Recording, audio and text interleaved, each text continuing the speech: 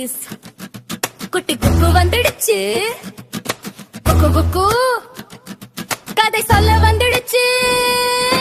சிரிப்போடு சந்தோஷமா நல்ல பழக்கம் கத்துக்கலாம். பறவை விலங்கு நண்பர்களோடு குட்டி குக்கு உலகம் போகலாம்.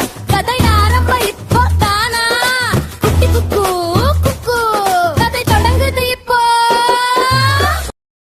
படிப்பு இருந்தா போதுமா அல்ல புத்தி இருந்தாதான் ஜெயிக்க முடியுமா?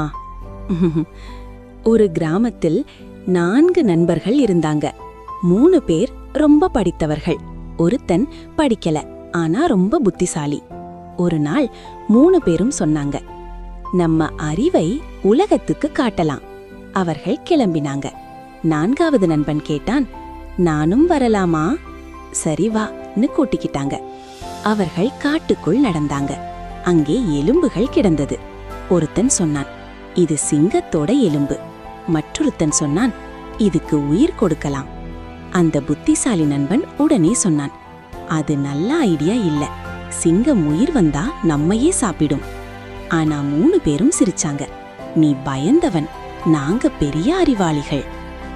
அந்த புத்திசாலி நண்பன் மரத்துல ஏறி உட்கார்ந்தான். 3 பேரும் மந்திரம் சொல்லி சிங்கத்துக்கு உயிர் கொடுத்தாங்க. சிங்கம் எழுந்துச்சு. அது ரொம்ப பசியா இருந்தது. அது அந்த 3 பேரை பார்த்தது. உடனே தாக்கிச்சு. மரத்துல இருந்த நண்பன் அதையெல்லாம் பார்த்தான். நான் சொன்னதை கேட்டிருந்தா நல்லாதான் இருந்திருக்கோன்னு மனசுக்குள்ள வருந்தினான். அந்த நேரம் இதையெல்லாம் மேலிருந்து குக்கு கவனமா பார்த்து கொண்டிருந்தது. குக்கு ஆந்தையம்மாவிடம் சொன்னுச்சு, ஆந்தையம்மா, படிப்பு இருந்தாலும் அவர்கள் தவறா முடிவெடுத்தாங்க. ஆந்தையம்மா அன்போட சொன்னாங்க, அதான் குக்கு, படிப்பு மட்டும் போதாது, அறிவோட யோசிக்கும் புத்தி தான் வாழ்க்கையை காப்பாத்தும். இதுதான் இன்றைய குட்டி குக்கு கதை. உங்க நேரத்தை ஒதுக்கி என் கதையை கேட்டதுக்கு குக்குக்கு ரொம்ப சந்தோஷம். நன்றி குட்டீஸ். பை.